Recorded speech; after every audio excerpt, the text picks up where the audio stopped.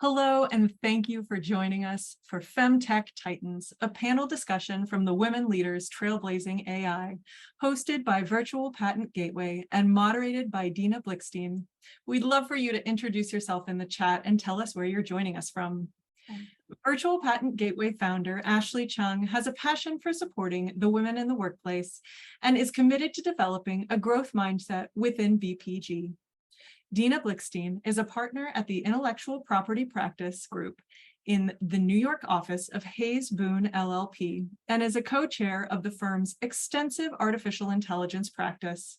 Her practice focuses on post-grant proceedings before the U.S. Patent and Trademark Office, preparing and prosecuting domestic and international patent applications in the technology and AI space, and counseling on new AI technologies, including generative AI.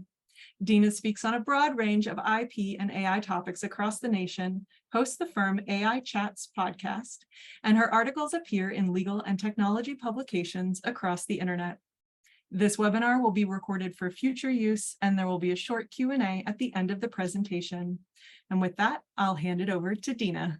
Thank you, Caitlin, and thank you for that wonderful introduction. And good morning, good afternoon, or good evening, everyone, depending on where you're from. So this is an amazing panel, and we have great panelists for you today. We have Shawnna Hoffman. There's Shawnna.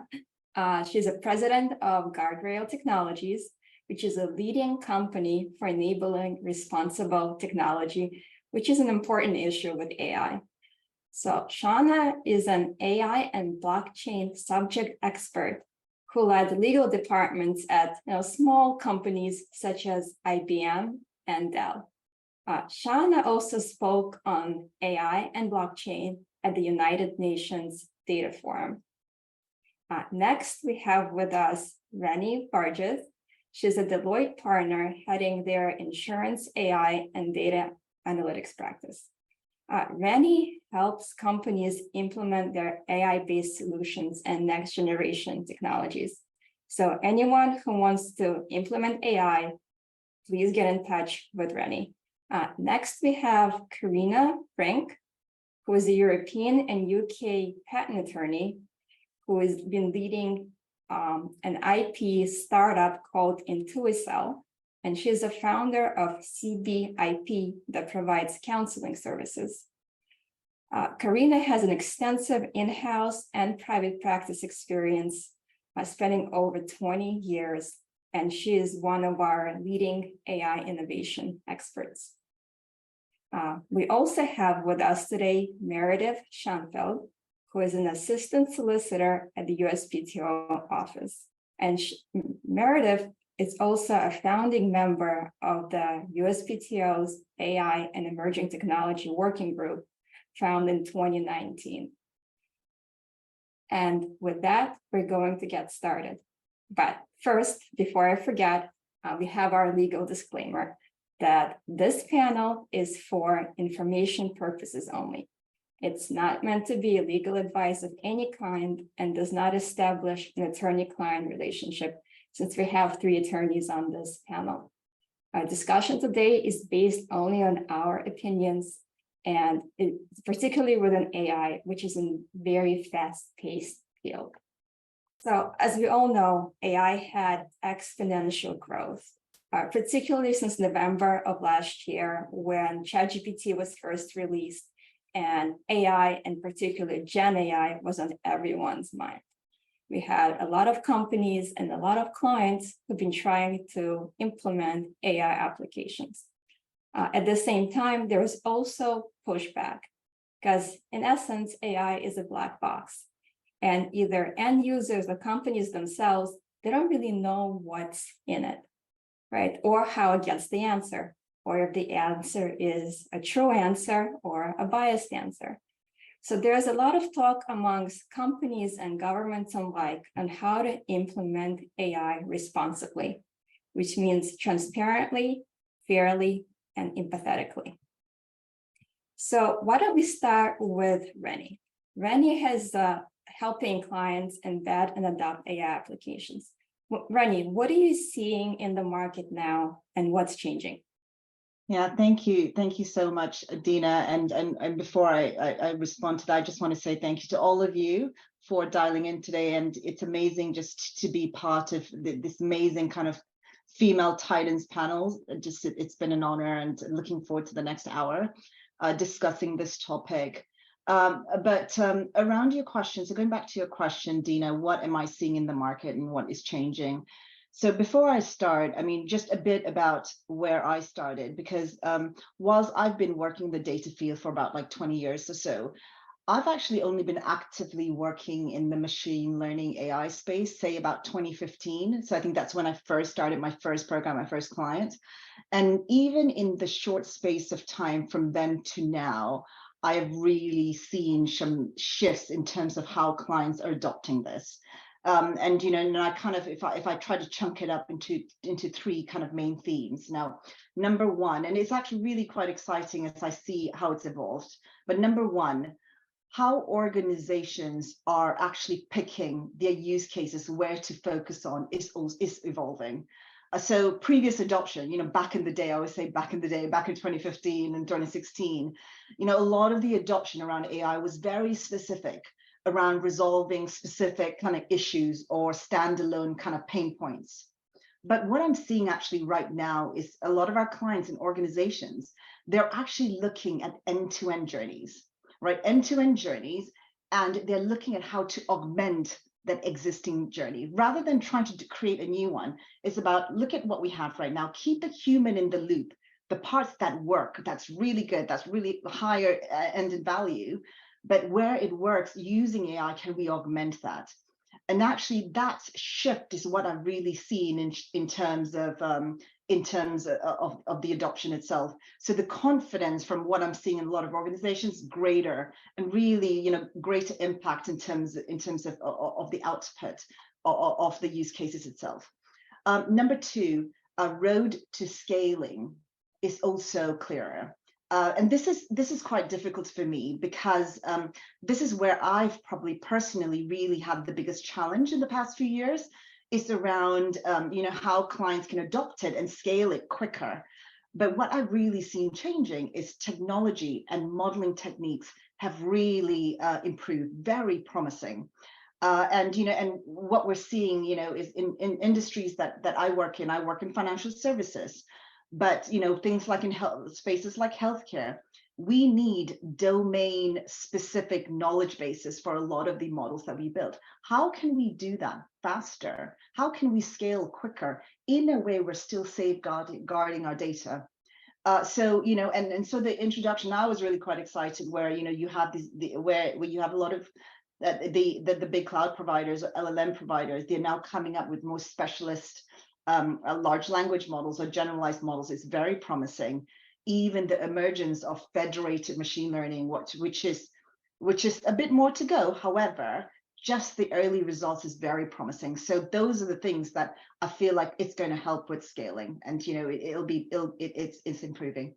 And then finally, the third piece is collaboration. You know, far more collaboration between business teams, development teams, risk and legal teams. And this is, and because I know I'm in a panel with other lawyers, you probably like this.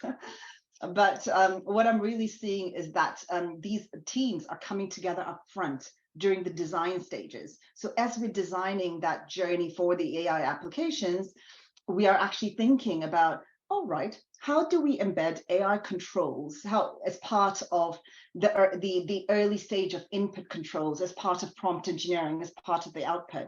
All of that is now being discussed up front. And it's very promising, because those are critical or key in terms of trying to mitigate some of the risk around data loss and hallucinations. Mm-hmm. So yeah, so I know kind of a lot there, but you know, the three key points around, you know, what I'm seeing, and really refreshing in terms of seeing how it's moving. Reny, I'm actually really glad that you mentioned controls and hallucinations, because there's a lot of questions in this space. I mean, I never knew that AI hallucination term existed, but apparently it's pretty big.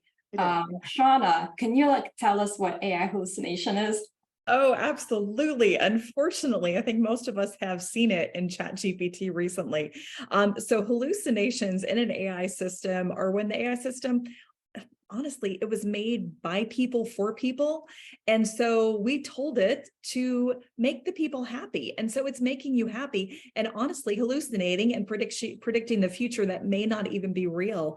A good example of that is a friend of mine was going on vacation to Italy and her daughter had put into ChatGPT, give me, an itinerary with 10 different places and, explained what she was hoping to do on her vacation. So those 10 places, unfortunately, 2 of them weren't even real. So when I asked her, I said, well, take a look at the 10. And she read them off to me. And I've been to Italy. So I thought, you know what? I am not familiar with those areas. And I definitely would have vacationed there if I would have seen them on a list to go to. And they were just fully made up. So unfortunately, the system, we have to remember AI was created in 1956. It's been around for a really long time. And we'll talk a little bit about how AI has transformed, or I can talk about that maybe even right now. But AI has transformed so much since 1956. But again, it's a system that was made by humans. We're a bit infallible, unfortunately, for humans. And it learns, I have seen it be really, really smart. And I've also seen it be really, really dumb. I saw some statistics recently that ChatGPT, we've all been playing with it so much. When it was released, it was like 98% correct, or accuracy rates were for mathematics. Now it's down to under 5% from last time I saw. So unfortunately, as we are training it as humans all over the world, we are training a system actually sometimes to be less intelligent than when it first comes out of the box. So, so many good things to talk about there, but definitely a system by humans for humans. And those hallucinations, unfortunately, are very, very real. Yes. So for any of us who are planning a vacation in Italy, Europe, or elsewhere, we have to be very careful. Like particularly because like Grand Canyon and you get a real spot, but you have to go across and it's a 5-hour detour. Should just triple check everything ChatGPT or other Gen AI systems do. But it's not just for everything. For everything as well. But it's not just for traveling, right? I think we have attorneys who also fell foul of ChatGPT recently. Meredith, can you tell us about it? Sure. So, and I guess, I think one thing to remember about the generative AI is it is generative. It's not a search. So it's not just a database of information. I mean, it is generating information, which is why some of the information might be false. So I think, a lot of people might have heard about the case. It was a New York case. Mata v. Ivanka, where the attorney, used ChatGPT for a filing, and the court and ChatGPT came up with these great cases, and it was like awesome, all of these cases that support my position, except of course those were not real cases, but it had case sites, it had all the information that you would think would be in the case, it had the court information, all of the sites. And so that attorney was sanctioned. Rule 11 does require attorneys, to certify that what they're filing is correct. And so the sanction actually was a money sanction, but also the attorney had to contact clients and I guess the fake judges or the people that supposedly authored these opinions and tell them what happened and explain to them that this was cited and that he had not verified the information. So it definitely can be very dangerous in a legal career or any sort of situation where you need the correct information. And I think this will be more common. I'm sure that a lot of courts are grappling with how to handle that. I know at the PTO, we've kind of considered about what is people's duties. We don't have a Rule 11 duty because it's not a court filing, but there still is a duty of disclosure and a general duty for attorneys to verify. There is another judge in the Northern District of Texas who has a mandatory certification that he's requiring now, so that every attorney has to file that they have either not use ChatGPT at all, or that they've verified independently that any information in that filing is, that they verified it and reminded them of their duty. So I definitely think, any sort of agency or court is kind of gonna, I'm sure we'll see more of this in the future. So, aside from the hallucinations and ChatGPT providing wrong cases and citations, AI can also make our lives easier if it's used correctly and people double, triple, or quadruple check the result. So how does AI make our lives easier?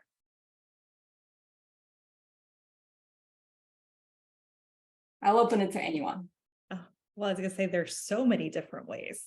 I definitely have seen, if we want to go down the legal perspective, when I was working at IBM, Watson was used in the courtroom with a judge, and it summarized his 600 pages that he had weekly that would come in on the juveniles that would come through his courtroom, and it would automatically provide him with flags. For example, if there was recidivism, if there were issues, maybe the child was truant, and then he had more time with the individual who was coming in front of him, instead of actually having, having to sit down and read stuff before the person came in. So it was a huge time saver for him. And it took about 18 months to train the system. Nowadays, this was, back in 2015. Nowadays, it takes, maybe 12 weeks to train a system on their own data set.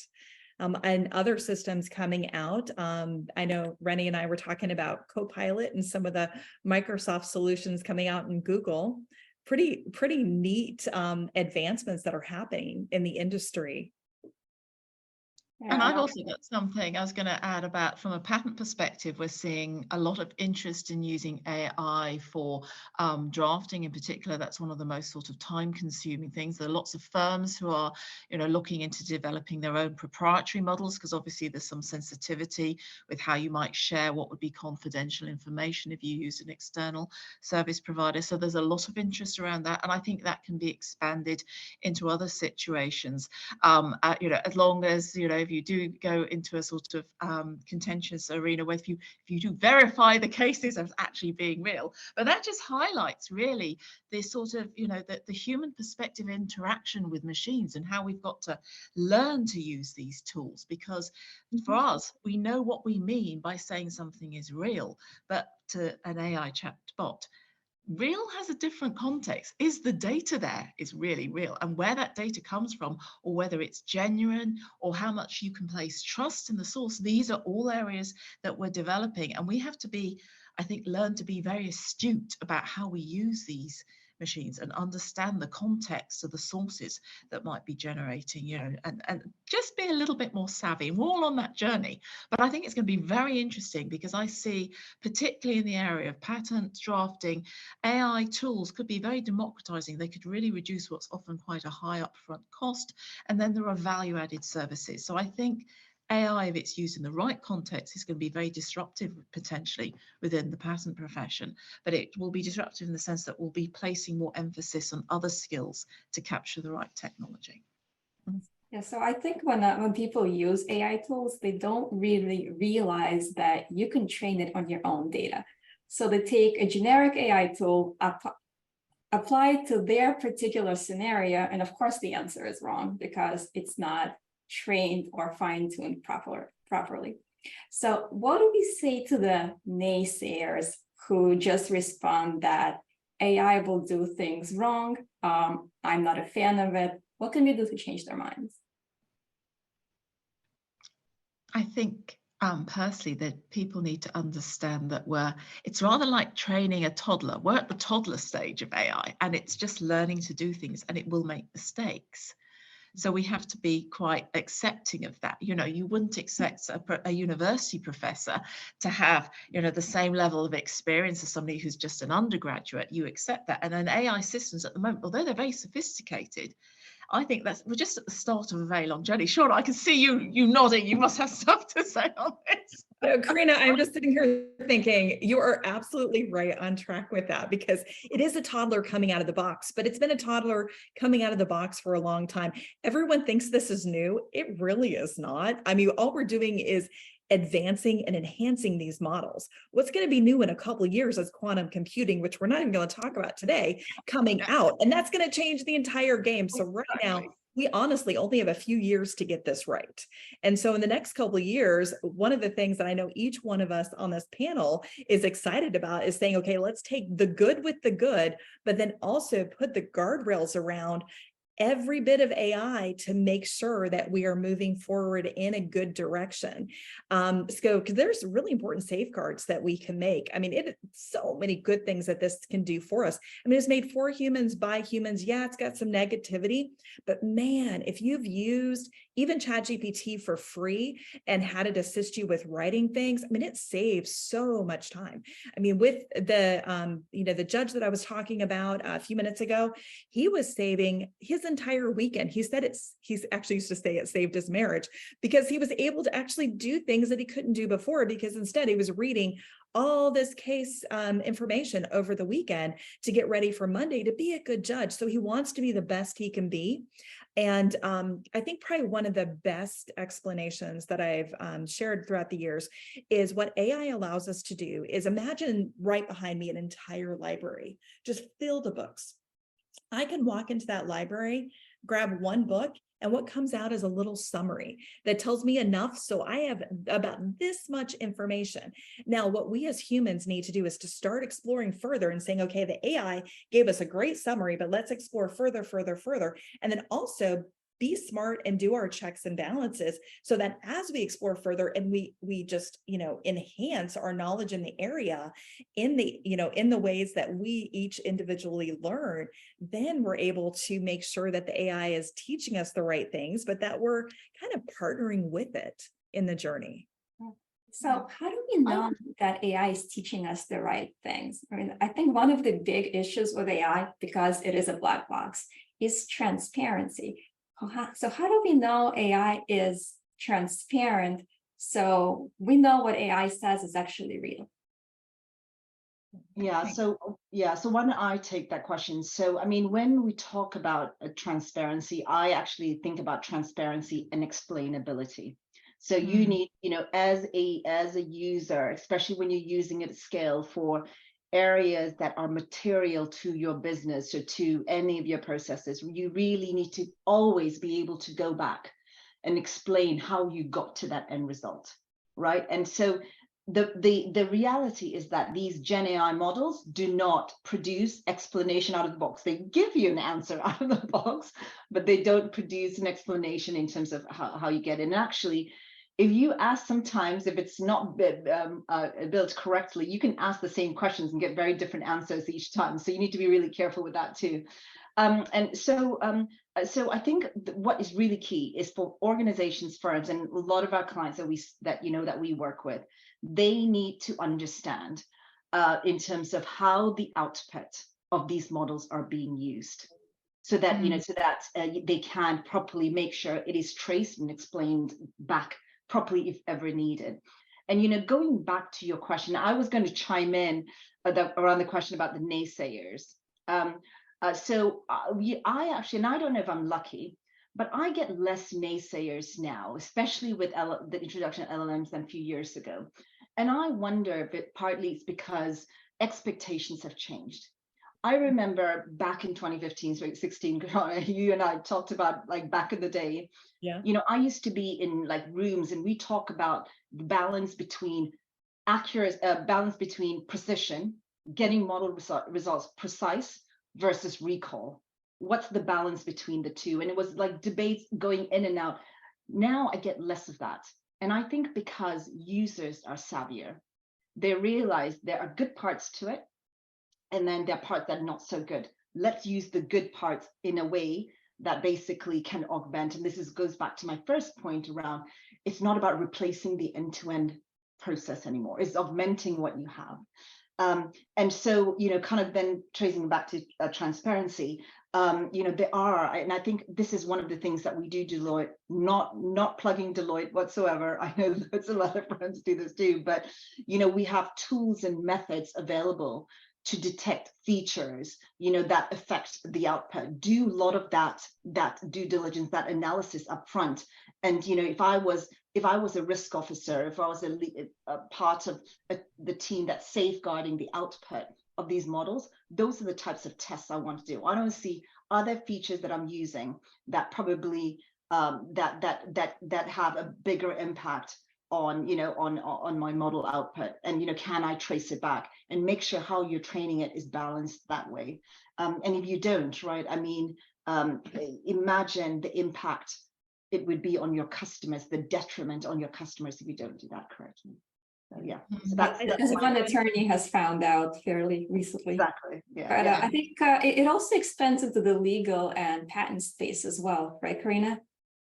Yes, I mean, I think one of the things as a patent attorney is you often get to talk to firms and they start to discuss their systems they haven't really necessarily opened up and sort of had other people look at and criticize. And so one of the things you sometimes can do is actually challenge, well, how do you, we ask the questions, how do you get to this? And so that's often gets the client, this is in a private practice context, actually thinking about it. But also when you're in industry, it can be very important sometimes to just really think about, if you're going to have to disclose or explain to people, you've got to think about, well, how are you going to protect? Because often as a patent attorney, so it's the back end, you're never going to be necessarily discussing that or making that public. Now there's increased regulation, there may even be standards compliance. People are going to need to think about perhaps patenting not just the application of their AI system, but fundamentally how they might be internally processing data and those decisions, and asking and exploring around that space, I think can sometimes be very insightful, not just for a patent attorney who's trying to understand how things work, but also for the actual client himself, because it gets them to think about things and think, well, actually, can I explain this? And that's the key thing, what held that data? Oh yeah, they take it for granted sometimes. And it's like, well, yeah, but what is the provenance? Okay, so because sometimes people, it just takes that opportunity to ask questions that from an external perspective that hasn't happened before. And that's why I think one of the critical things businesses can almost do to prepare and to grow trust in AI is to, as you say, and I love the way Reny put it, to be able to explain it, but also to be open to having questions challenging it. Because if you don't, then it's, you won't, first of all, you won't have the answers prepared, but also it's not, it shouldn't be seen as a negative thing, somebody questioning the validity of the system. It's an opportunity to make that system better. And that's the key thing that I think that, people need to understand. It will make mistakes, but you can make it stronger and better by understanding why and how. Is it to do with the decisions framework? Is it to do with the data? So that's, and there's an interesting angle there as a patent attorney, because you often get to go in and ask questions before other people have done it. So that's quite sort of interesting. One thing, by the way, I must say, because it was a little bit incorrect, I'm not a founder at IntuiCell. I'm the head of IP. I'm actually founder of a firm that works with my with 2IP as a consultancy firm. So I should put that into the recording. But no, from a patent attorney perspective, there's an awful lot also that's coming through between, as I say, this interplay between regulation and disclosure, and can we actually protect things in a useful way? And I think that's something a lot of firms are going to become increasingly aware of as we get more enactment of AI regulation across the world globally. There's definitely has been a lot of regulation taking place, and I think Shawnna and Reny both mentioned this process of guardrails, right? We need to have guardrails around AI, and the companies have been doing it to some extent, but I think government started to do it as well, both in US and internationally. So why don't we have Meredith tell us about what United States has been doing, and then we'll jump over to Shawnna, who will address the international angle. Sure. So, I mean, the U.S. government obviously is very concerned and, wants to figure out what is the right balancing act, what are the right policies and procedures. So there is, there's a national AI Initiative Act of 2020. And one of the things that set up was the National Artificial Intelligence Advisory Committee. And there's, people, it's a pretty diverse group of people, and they're considering a lot of different issues with AI, kind of workforce, like, are we going to be replacing workers, and how do we train workers and for AI issues, questions about AI research and, maintaining AI, research in the United States and making, innovation in the United States. Also, the responsible use of AI.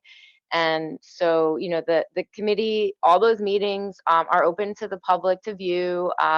There's, you can find the information, on a website and kind of track what the government is doing. The government is also meeting with a lot of CEOs and people in the AI space and trying to figure out, what kinds of things that they recommend or what actions to be taken.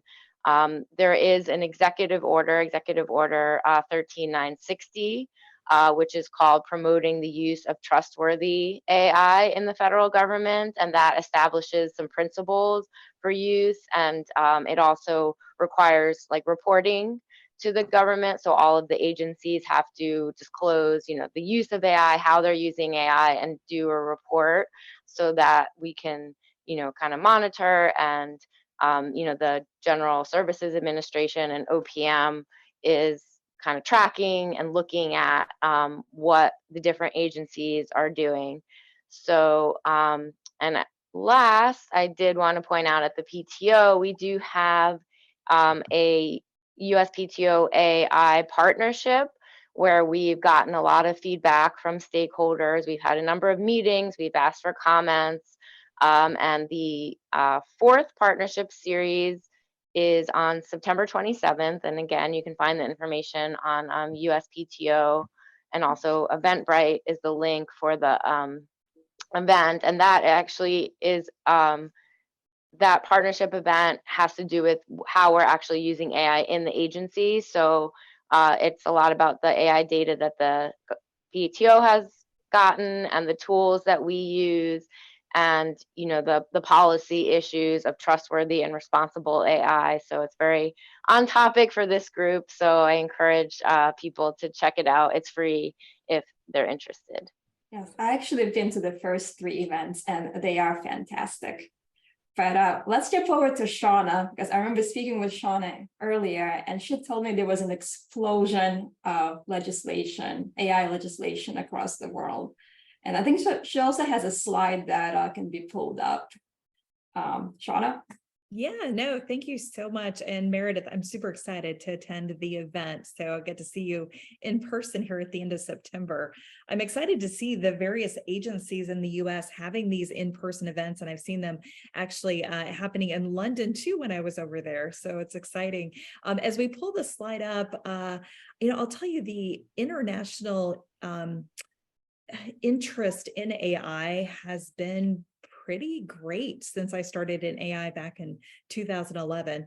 In 2017, I was brought in by a prime minister, and he had asked myself, and I was at IBM at the time, and an individual from Microsoft and a few others that were professors to sit with him in a room and really dive into what does he do with his citizens when AI takes over the jobs.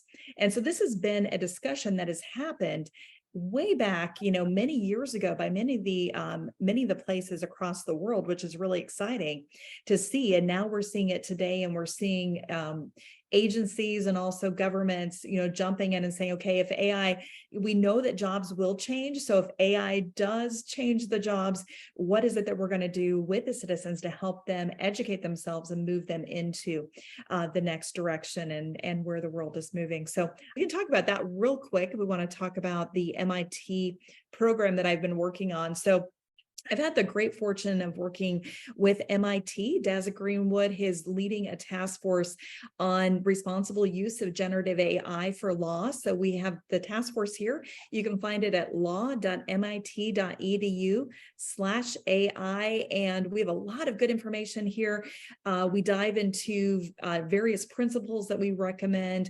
And this is definitely comes from many of us in the trenches who have been using AI for years. And, we talk about how to make sure that it's used, responsibly from the legal perspective.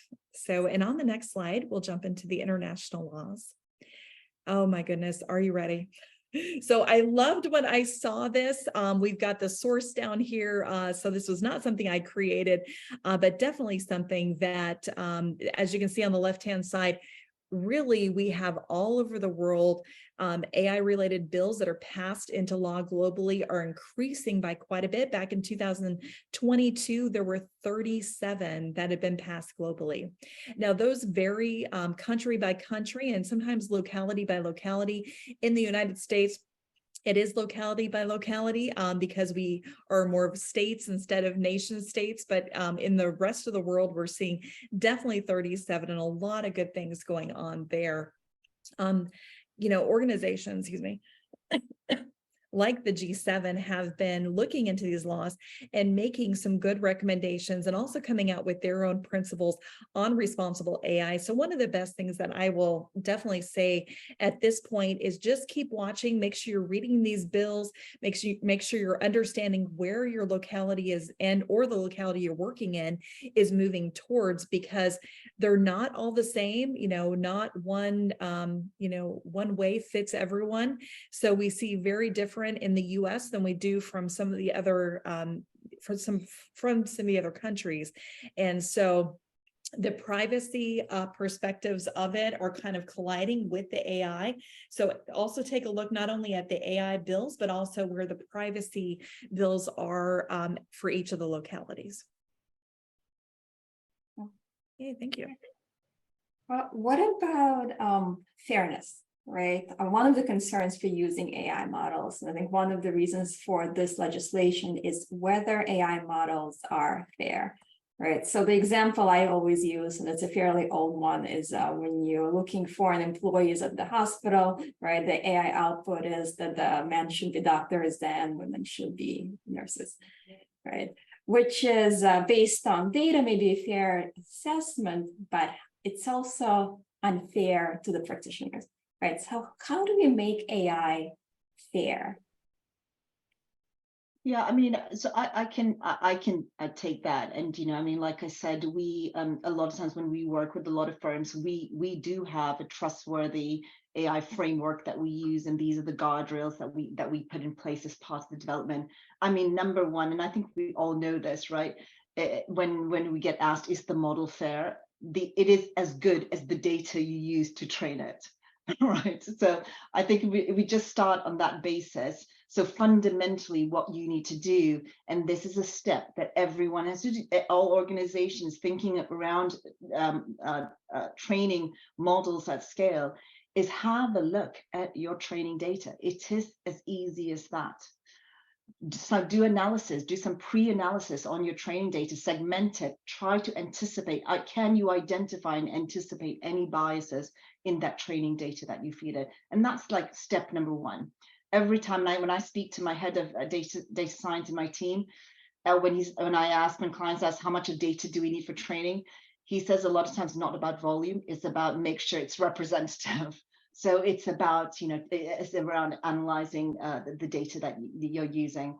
And then, the other thing is making sure that, you are implementing these guardrails. We've talked about guardrails around hallucinations, right? So really making sure that you have that human in the loop. One of the things is very key, especially when we're looking at generalized models. Have a human in the loop so that when things, at the last point, it is being checked. And when there are anomalies, when things come out, it can go back into the feedback loop for it to be corrected. Never, ever assume that whatever you take, remember, regardless of how much of training you've done, models will have drift, right? They will suffer from drift. So make sure you have the controls in place where there's a human in the loop. So I think those are kind of the 2 points for me. All right, so it sounds like there's two issues there, right? One is making sure that the data you use is not biased, or if it is, you're it's representative of the entire set, and you're really catching those outlier cases. Yeah. And then the other one is catching the drift, right? Because there can be bias in the drift, and that bias should be eliminated. Yeah, and then the big thing there is the human in the loop. It's Right. not forgetting that, and it's always having that as a control feature. Yeah. Right. So is that one of the ways you can make the data less biased, is to have a human sit there and check for bias, then label the data? I think having the human in the loop addresses any inaccuracies that could come out. It's come up with the wrong outcome, wrong decision, and then you can correct it when it goes back into the loop. I do think, and I mean, this is based on my experience, I do think on the biases is doing that pre-analysis. Get out some insights up front when you are feeding the data, the models with a lot of that data.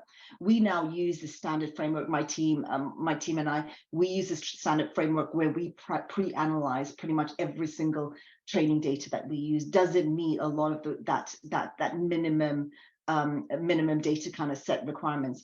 However, that said, there are tools in the market. There are tools in the market that actually does and analyzes. Once you have models in production, there are tools in place that can actually assess fairness, and they'll give you a nice report that says, these are kind of features and I guess features and key things that you're looking for, and it basically gives you a very independent assessment. So this is after you've gone live. But I do think one of the good practices, that's what I'll say, good practice is do it up front whilst you're training it. Well, and I think two words that we've said so far really reign really important with bias is explainability, interpretability.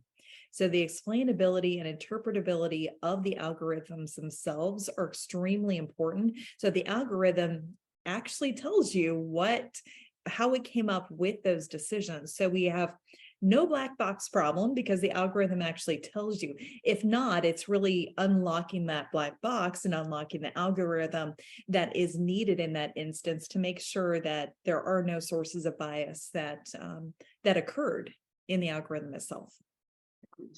Yeah. So if you have AI systems that you can see are fair and explainable and are less biased, I mean, I would assume organizations would tend to adopt them more, right? Or is there still some fear that's going on where you have a pushback about adoption of whether it's firms or law firms or just end users? Yeah, so Dina, I am an optimist. So I'm an optimist. So I think it is, like I said, in what I have seen is less of the pushback more recently. And I think it's education. I think because everything around AI and the frameworks in place, it is maturing, the adoption is maturing. So there's less of a fear around, oh, what am I getting myself into? I mean, but I'm not sure, because I realize that in my profession, I always get involved when there are clients and organizations who are really invested in scaling it. So I wonder, probably I'm seeing that side. So I'm really keen to see what the other panelists have seen on this.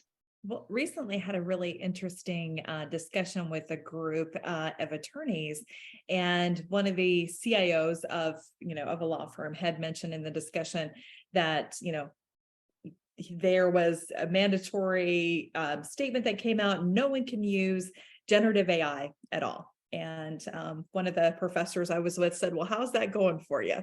And he sat back and said, well, not going at all.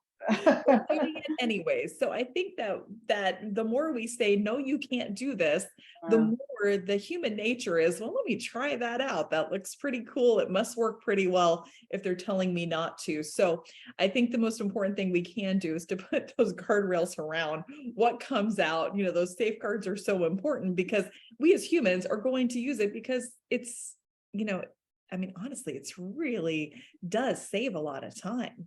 Yes. But yeah, I definitely have seen those mandatory statements coming out for many companies who've been burned by AI in the past and are scared to use it going forward. So they're running around looking for responsible AI partners. which is, I Yeah, guess why we're here. agreed. I think that's a really good point, actually. It's about the access to responsible AI and the understanding that there are options out there, because people can see AI systems are helpful, and clients, in fact, are asking, are you using AI? How are you using it? Expecting that to be reflected in the levels of service. And so if you can't, from a law firm perspective, say that you're using it, it's not just we're using it, but we're using it responsibly. And that's the key thing. It's about generating trust, not only yourself in the AI system, but also allowing your clients to have that, trust in you to use it responsibly. Yeah, great point. And it's always a two-edged sword, I think. The clients want you to use it because they're great and they save time and you can actually do things faster. But on the other hand, if AI makes mistakes, and then of course it's in the news and everyone hears about it. Yeah. So I think just doing the guardrail route and making sure and triple checking your product will go a long way towards adopting the different AI applications. Yeah. But let's switch gears and maybe talk about empathy, because empathy is important in AI systems, especially in the healthcare and financial services context. Because you don't want to have an AI model tell a patient that they're going to die in 2 hours, or that they'll predict the market crash, and then that's going to be a self-fulfilling prophecy. So what can you do to make AI systems empathetic? Recently, actually, really cool. Shawnna, do you, I mean, that is a hard one. I don't know if any of us has well, I definitely don't have the answer, but go for it, Shawnna, you try. And then so I actually was in a really neat meeting with a healthcare group this past week. And it was fascinating to see that a system that someone else had built and that they were showing, and they had built in empathy into the response. And so it was looking at the notes of the doctor and then giving some recommendations, but then also putting in empathy responses within that. And I will tell you, this is not something I've been working in AI for, I feel like, forever, and it is not something it has done very well over the years. So I'm excited to see companies dabbling in it and trying to get it to where it's a little more human. It already does a great job pleasing us, but then on top of that, how do we have it give us empathy? Because it's just a bot, it's very transactional in nature.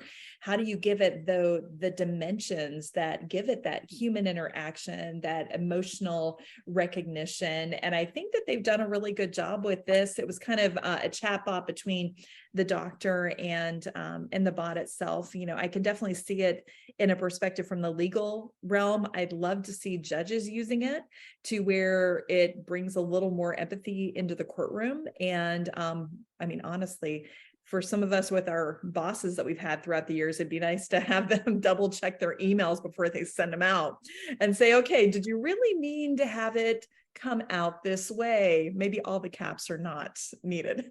Yeah. So the example that I was going to give, and this is specific in the UK, and I'm not sure how much this kind of resonates with the other kind of geographic regions, but here in the UK, we, especially in financial services, there's a regulation around really identifying customers who are vulnerable. So if you are a vulnerable customer, there are basically certain treatments that you have to put in place to basically help the customer. So if you are trying to sell a product or service a product, contact center, if you are actively identifying these vulnerable customers, you need to immediately show that you're taking due care to give them the right level of treatment. That is basically one of the regulations we have here in the UK. And so a lot of the work that we've done in the past, especially around even conversational AI and around interacting with customers through contact center, is about not only identifying kind of the semantic spoken words between the contact center and the customer, but also looking at the non-semantic cues. And these non-semantic cues is kind of basically your markers for like empathy. And so when a customer calls in and they are showing more emotional kind of tendencies, and I'm not generalizing anything here, but that was kind of what we were doing as part of using a machine to try to deduce some of these non-semantic features. It didn't answer the exam question. Not 100% we identified vulnerable customers, but when we looked at the output of the uplift of the models, it did help. It did help combining the two, both the semantic and the non-semantic. And I think that's how you can do it. I mean, but I realized that my answer is from a very technology perspective. So I'm not sure how, Coreena, Meredith, you look at me and feel that that's so wrong, I shouldn't be doing it.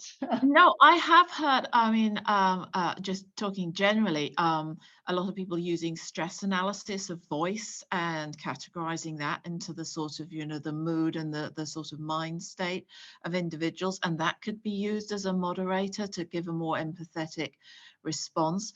But I think one of the areas, and it's not necessarily linked to empathy, but it's related to it, is really trying to understand the user more, because some individuals, particularly those who might be vulnerable because they're emotional or mental state or capability, they can perhaps, we were talking about putting all your money on the stock market based on ChatGPT, they might be more trusting than would be appropriate, whether it's somebody citing a case and asking then, oh, are they real, who could be very intelligent, but particularly for vulnerable users or people who aren't so AI savvy, because that's been a journey we've all been on. If you've been working with AI, you're more aware of it. It's very easy for us to forget. We're telling people trust the AI, and they're saying don't trust the AI. And I think AI systems will not need to necessarily develop empathy with their users, but also an understanding of their expectations and reliance and trust in the system, and moderate that, because it could be that you lower the level of trust by qualifying a response because of the way the question's been posed, because of stress indicators, because of something like that. Or it could be, in fact, that they might just phrase something, as you say, in a more empathetic way if it's medically related or bad news in another context. So I think there's a lot of sophistication. As I say, we're at the sort of, toddler stage of AI, and these are subtleties and I think enhancements that will be built into more and more models going forwards.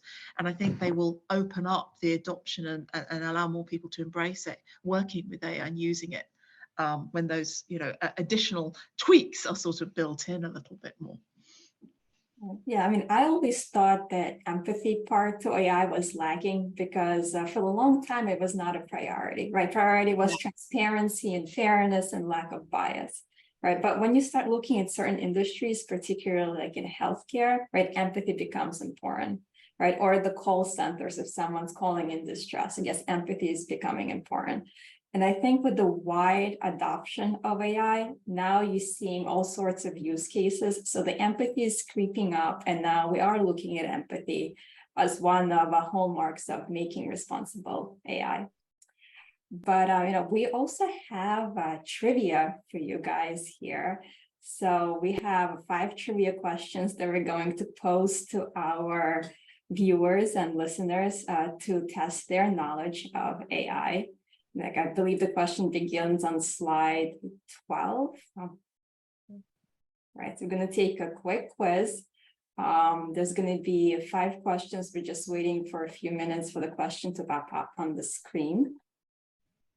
I know we have a list of questions that have come in. We have a list of questions coming in. I was wondering if when should we do it after the quiz, or we can do the questions after we're done with the trivia. Sounds good. All right. Or as we wait, perhaps we can take one of the questions. Sure. I'm happy to take the last one. There are a few things about reg and legal in the US. I'm not going to even come up with an answer, so I'll leave it to Meredith maybe to take that. But there's one around. The last one is, I think law firms are also worried about leakage of confidential information. Use of free software generally cannot guarantee protection or meet outside counsel guideline. So before a firm opens its wallet and subscribes to an AI system, that can protect such information. I think the blanket ban serves to remind employees that free software and agreeing to T's and C's on behalf of the firm without additional oversight. I think that's not a question, a statement, but that is true. What I've also seen with a lot of my clients is the blanket ban of basically the open chat GPT model. And that is a lot of the controls that that I've seen a lot of my clients here in the UK adopt. However, I do, and this is it, if you want to use it for enterprise use, do select the models that are built that way. I think just today it was announced, I saw an article today where ChatGPT Enterprise was launched, and this is where you can train it with your business data, and it stays within your kind of domain, and there's no kind of leakage. It is SOC 2 certified, which is a really good kind of level of control that you can have on that. So I mean, I thought that was a really good development that just happened. And also it lets you use ChatGPT 4 without much limitations on caps and usage. So when you're selecting for scaled use, there are mechanisms once you should pick. Don't use the regular retail one. Yeah, and I mean, I would like to add to that. So law firms, there's really two types of AI models, right? There's the open models, which tend to be the free models, where the data goes in. You can have a vendor use that data to train the model, right? And that model is also open to everyone. And then there is also the closed models, which I see many law firms are focusing on when they build the AI products, right? It's a closed model. The model is at the law firm. They control the data that goes in. The data is not commingled with data from other law firms, right? So those types of models tend to gain more traction within the law firm. So I think within a few years, we are going to we will see adoption by law firms in using AI more than we're seeing now, right? Rather than just a blanket, ban on AI within the firms. Also, there are products such as NL patents, right, or certain contract products that are AI-based that are being used by firms, right? And there again, it's a balance between what kind of data can go into the product, right, and also whether that particular product is shared across other clients or is it specific to the law firm data.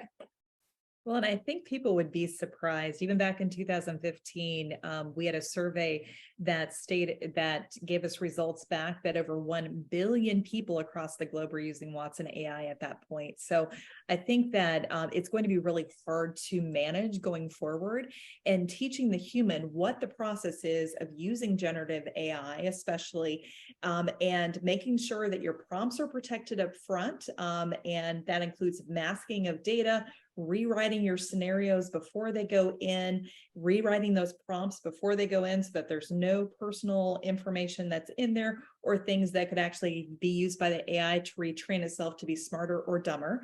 And then as it goes in, making sure that the outputs on the back end, you do your fact finding, you do your contradiction finding, you make sure on the human end that you are putting your humanness around the entire AI solution, so that on the front end it knows that you've done your work, on the back end you do your work too. This is not just a seamless one and done and the AI is going to do everything for you and you get to sit back and sip a margarita. All right, so I'm told that we are all ready to start our quiz. So let's start it. So the first question is, what is the term used to describe the responsibility and accountability of AI developers and users? AI governance, or AI autonomy, AI confidentiality, or AI agility?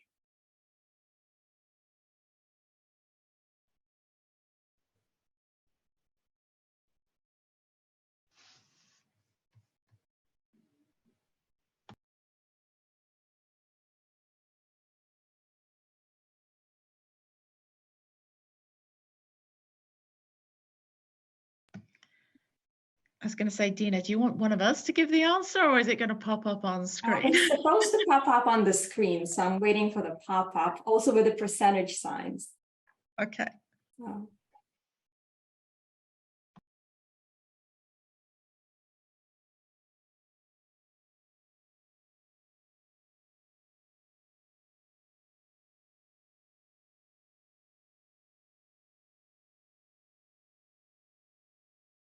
here we go. Oh, 100%.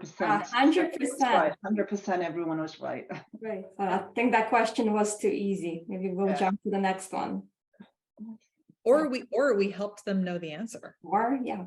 Just Well, optimistic. yeah, our panel was fantastic, and everyone knows what AI governance is. Awesome. So the next question is, what does algorithmic bias refer to in the context of AI?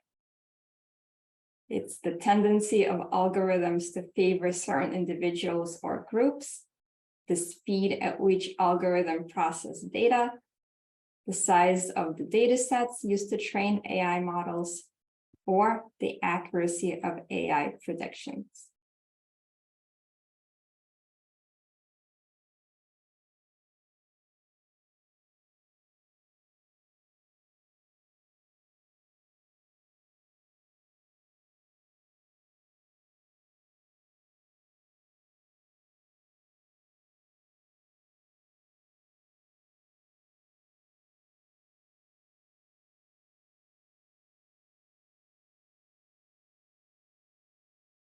Well, I mean, to me, both A and well, the first and last questions, they're very similar.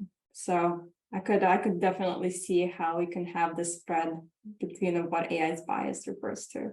Mhm. All right, let's go to the next one. All right, what does transparency in AI refer to? Whether it's making AI systems invisible to users, hiding the decision-making process of AI models, providing explanations and justifications for AI outcomes, or making AI systems impenetrable to cyber attacks. And we did talk about this earlier too. We did extensively talk about this area. Yeah, so this is a test for us whether we're going to get 100%. Whether or not test whether or not we explained it well enough.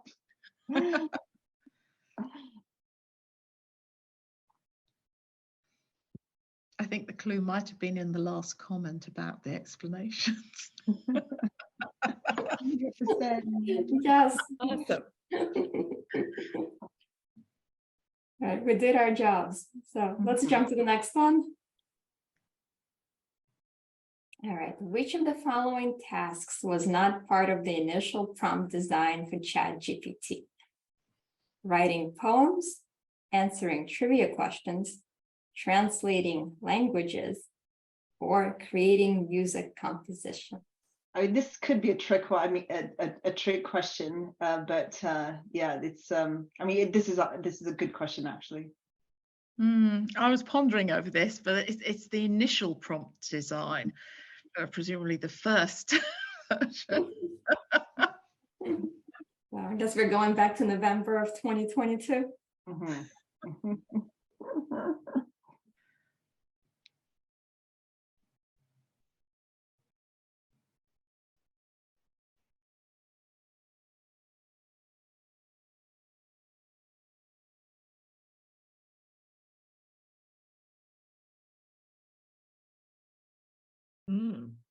Okay. Ah, 50%, yeah, 50% got it. Yeah. Well, I'm assuming it's translating languages. Yeah. Translating languages. Yeah. And look how much it's grown since then. Yes, I'm sure the new enterprise version definitely has that one. Yeah. Yeah. Yeah. All right, let's go to the next one.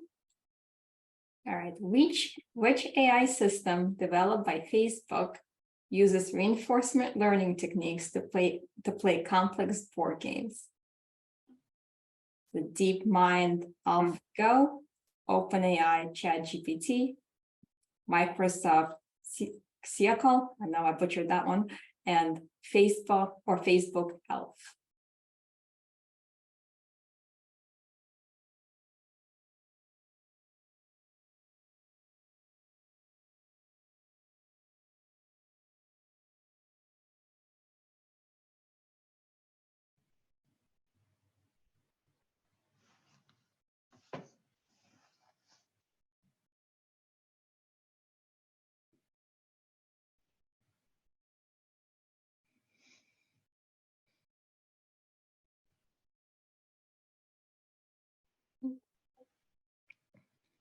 can I say I thought this was a trick, because I guess it was developed by Facebook.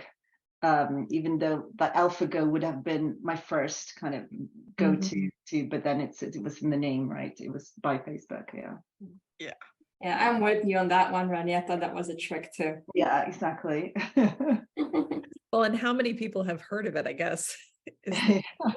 Oh, all right. We have a winner, which is amazing. Thank you all for playing along with us, which was kind of fun. I think that last question, especially now everyone's going to be going and looking up ELF.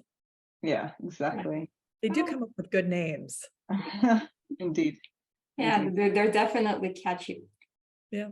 So one question that's been on my mind with everyone using AI is, how do you not become an AI victim, right? I think for attorneys, we don't want to have another Avianca case, or at least we don't want to be the attorney on the end of the Avianca case. So any tips on how you not become an AI victim? Yeah, you go first, Shawnna. Yeah. Oh my goodness. I have been working, unfortunately, with AI victims for quite a long time. Even before AI was big and cool, we saw AI have a lot of issues throughout the years and some nefarious actors using it. I think some of the most important things we can do, first off, privacy. Don't forget that the AI is smart. I mean, we have seen it mimic and imitate other human beings that may be family members. And we had an issue here in the United States where there was a grandma who had received a call from her grandson, and it sounded just like him, according to her, saying that he needed money to send it to a certain place. Don't tell anyone. Well, she, thank God, called her grandson to double check, and because she was very worried about him and about this call that she had gotten, and it actually wasn't him. He's like, I'm not even there. I think he was out with a whole bunch of friends. But it's these types of stories that we hear over and over again, where nefarious actors across the globe are using AI for their own good. We're seeing a lot of increasing data coming into the dark web of our data from AI. So every time you answer a quiz on Facebook, every time you answer a quiz from anywhere, if it is a quiz, let's say you want to see what Barbie you look like. I keep on telling friends, I'm like, you don't need to know what Barbie you look like, nor do you need to know what color AI thinks that you should be, all these fancy things. All it is people collecting data to be able to use it against you. So being very careful, your privacy is extremely important. Also making sure that we get down to some of the basic skill sets that we had years ago. In the 1970s, what was the first thing that parents would tell their kids? If somebody's going to pick you up from school instead of me, we have a password. So we need something similar today. Ask questions. If someone calls you, it sounds like your grandchild or child, and they're asking you or saying things that seem very unusual to you, you can say, well, where were we at yesterday at 2 p.m.? Start asking those questions, be your own sleuth, and make sure that the AI isn't used by nefarious characters to trick us. They believe that over the next 18 months, over $1 trillion, I will say it again, $1 trillion will be lost from regular human beings just like us, who end up getting hacked by some sort of AI system, whether that be by a phishing expedition, PHISHING, getting emails, text messages. If I get one more text message, did you like the wine I sent you? I'm just going to laugh because I keep on blocking every one of those. That's an AI system coming into you. And it is not real. If you don't know the number, don't answer it. So I think we can be our best advocates, but we have to get back to some of the basics in life. And again, as Reny had talked about in the beginning, we have to put humans back in the process. We are smart. The system was created by us and for us. We have to continue to stay in charge of the system the entire time. I think that's a really good point, Shawnna. And the other thing, of course, is you may all remember a few years ago, the shock horror of an AI system, lying and booking hairdressing appointments and booking up restaurants and putting businesses out of, because they suddenly realize, these aren't real, what's happening here. And so I think there will be, businesses who are victims of AI attacks that could be quite sophisticated. It's not just individuals. And so again, building in the human checks, and understanding how they can prepare for those is going to be increasingly important. And that's why, I think a lot of businesses, whether they're sort of, grassroots service industry or more sophisticated, even from a legal perspective, do those instructions really come from your client? We've all seen things where, the emails are getting hacked and it all looks a bit strange, but that might become harder. And as Shawnna was saying, put in the human checks. It's not just our personal lives, but also in the workplace. Well said. I think something so I agree with all of that. A slightly different probably tip would be, and as I've said, I think I've said that word like 100 times today, scaling. So there was a question that came through from the audience and from the listeners around, and he or she said, as a technologist, I find many peers looking for an application for AI rather than solving a problem. You are absolutely right. We need to flip it. I really say with a lot of our clients we work with, let the demand come from the business, from who is suffering through those pain points initially, and then technology or IT can come in to then help accelerate and accommodate that. But I guess the other thing is that when you are ready to scale, please do it properly. Don't ever think you can try to solve it and put it in place in 3 months and we're done. Yes, you can probably get a long way, but there are guardrails and there's a process. Go through that design, have the right individuals and skill set in place to scale. Don't try to shortcut, because then it will not be used. You spend all that money and a year later it's sitting on the shelf. So I think that is kind of like my biggest thing. I think the takeaway is that AI can be used for good and for bad, but AI is also just a tool, right? It's a tool that we can use and it can be a fantastic tool, but we also have to be vigilant to make sure that we are getting the right answers and that we are using it correctly. So with that, I'm going to conclude the webinar, and I'm going to pass it over to Ashley, who wanted to jump in and say a few words. Thank you so much, Dina. Well, thank you so much for all of our attendees and also our esteemed panel. In case you're wondering how we actually got started with this panel, it was through a chat with me and Shawnna. We was like, why don't we just go ahead and put together a AI panel, in terms of generative AI and responsible AI. So then we started on the search of FemTech Titans. And so here we are. A couple of words real quick, and I want to thank, besides our FemTech Titans, also the members of the PG team, especially Kiana Solomon, who cannot attend, but she actually helped put together the trivia questions. She is now a 1L at UCLA Law. And so I want to thank her for helping me to prep. Also, there's Sydney Riggs, who helped put together some social media postings, and she is at Virginia Tech. So we have a lot of young FemTech Titans, at the VG team. And of course, there's Caitlin Nelson, Tori Wesley, a lot of people. And I really do want to thank you, all of you, for taking the time, being leaders in your space. And each time, what I've noticed is that there's such humility in this group. And so I really want to, let you all know how much I have learned through the prep sessions, and especially across the time zone.